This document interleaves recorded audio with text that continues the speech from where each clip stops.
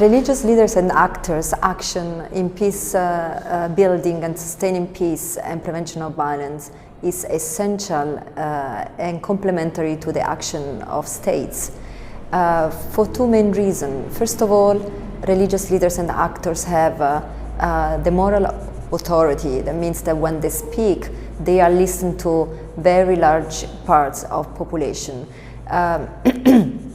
The second reason is that they are very linked to the grassroots, meaning that they have the power to influence people, including by implementing projects and programs at the very grassroots level. There are a series of examples that speak in this regard. For instance, religious leaders and actors in Nigeria are working with the government to